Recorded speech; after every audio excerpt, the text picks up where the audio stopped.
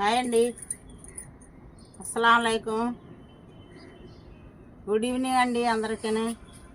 ఇదిగో చూడండి, ఈ బిర్యానీ పార్సల్ తెచ్చుకుంటారు కదా, వాటిలోని నేను కన్నాలు పెట్టాను. కన్నాలు పెట్టి ఇట్లని విత్తనాలు వేస్తాను. ఇగో చూసారా విత్తనాలు ఇవన్నీ.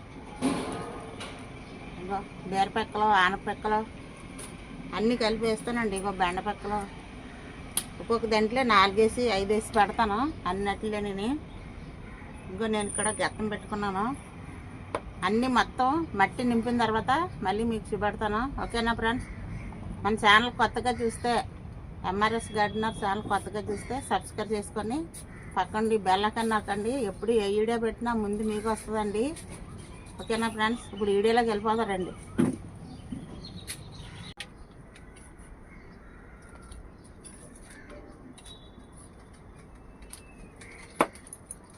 ఇంకో చూడండి, ఇలాగ అన్నిటికి మట్టి నింపేసి అప్పుడు మనం విత్తనాలు పెట్టుకున్నాం. మట్టి నింపానండి అన్నట్లే నేను. ఇదిగో చూసారా కాసిడ్ ఎంత అంట. నేను ఇలాగ ఇట్లా ఎత్తాను ఒక డబ్బాలే.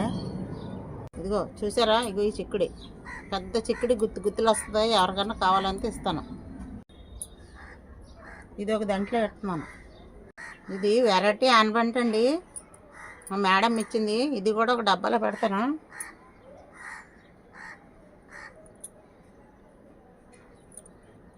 ఇది చూడండి, ఇక పొడవు చిక్కుడి జాన్ వస్తుంది, పొడవు చిక్కుడి. ఇంకో ఇది కూడా ఒక దాంట్లో పెడుతున్నాను. ఇవో రెడ్ పువ్వులు అన్నారండి, ఇంకో ఇవి కూడా వేసేస్తున్నాను. మన గార్డెన్లో పూలు అంతా బాగా పాలినేషన్ అవుతుందండి. ఇది చూసారా రెడ్ బరబట్టి. ఇంకో 4 పిక్కలు ఉన్నాయి. ఈ 4 పెట్టేస్తున్నాను. ఇది పర్పుల్ కలర్ చిక్కుడంట, ఏమో ఎల్లంగి వంకాయలు అంట, ఇదేమో రెడ్ పుచ్చకాయ అంట.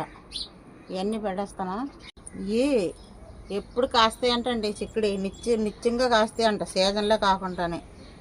ఇవి కూడా చిన్న గ్లాసులో పెడుతున్నాను. మనం గ్లాసులో పెట్టుకున్నాం అనుకో, మొలకలు రాగానే ఎరాటిలో రీపాటింగ్ చేస్తాం. ఇంకో ఇవి చూడండి బెండపెక్కలు. ఈ బెండపెక్కలు కూడా ఈ కొప్పులు వేసేస్తాను. అప్పుడు రీపాటింగ్ చేసేటప్పుడు మనకి పెద్ద మొక్కలన్నీ. ఇంకా మేడం గారు ఏ పూలు ఇచ్చారు, ఈ పూలు కూడా ఇందులో వేసాను. అయిపోయిందండి, వేసాను అన్నట్లే నేను. ఈ బెండ విత్తనాలు, తర్వాత తోటకూర, గోంగూర, పాలకూర, సుక్కూర, మెంతికూర ఇవన్నీ తర్వాత వేస్తాను ఇంకొకసారి. ఇప్పుడు ఇవన్నీ వేసాను. కొన్ని ఆనపకాయలు, బీరకాయలు, చిక్కుడుకాయలు అన్నీ.